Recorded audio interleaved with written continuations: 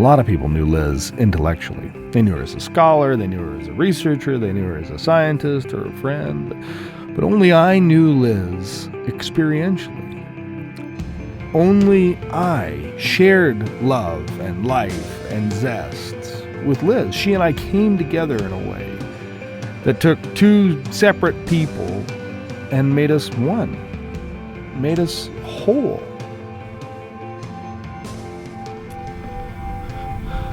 But Liz disappeared about a year and a half ago. She was part of a expeditionary force, a research team with Institut Oceanographique, and she and a crew were out in the Sea of Okhotsk, which is kind of by Russia, and the submarine that she was on blew up.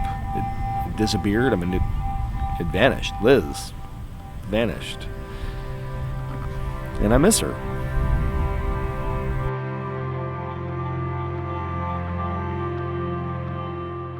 Liz and I were really close. We were also really broke. She was a PhD in something fancy and ocean related, and I was a PhD in something fancy and God related, and we were living in Europe, hoping to try and make ends meet.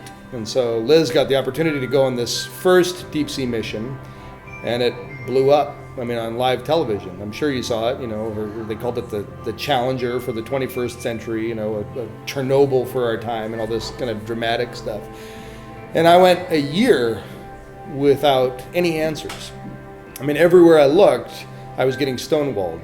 Institut Oceanographique, which is kind of like the French underwater NASA, they were in charge of the expedition. They weren't giving out any information.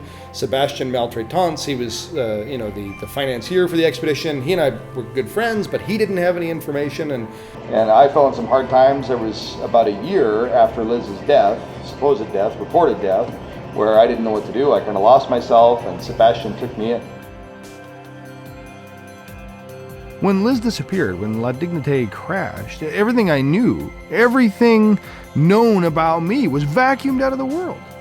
I mean, the whole concept of biblical identity is that we know and are known in return. With Liz gone, I didn't know anything. And nobody knew anything about me. It's like I lost myself.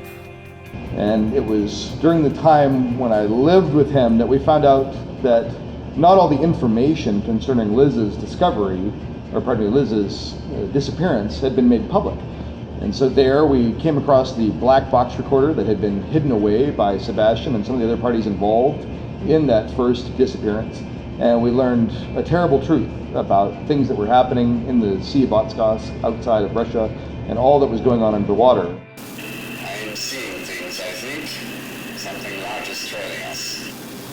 But sonar is no reading. Fish finder shows cetaceans, but we have no visual of any whales. God, there's something down here. When it all came about that there was an opportunity for somebody to go back down there aboard the Sea Monk, of course I leapt at it. And I think maybe off the record they were kind of using me as cash bait, because obviously I don't know anything about the ocean. It's wet. It's a bad tasting bath. But Sébastien felt like maybe my story and my grief over the absence of Elizabeth was something people could get behind. And they did. I mean, through Kickstarter.com, people were literally pouring money into the Elizabeth Mann Resurrection Fund, and that's what enabled us to get on board that submarine and go back down. I'm not ready to give up yet. I'm not ready to believe that the things I don't know are actually the worst things possible. I'm not ready to believe that my ignorance automatically translates into disaster, doom, and evil. I'm not ready to give up. I'm swinging for the fences. I'm going to find out what happened to Elizabeth.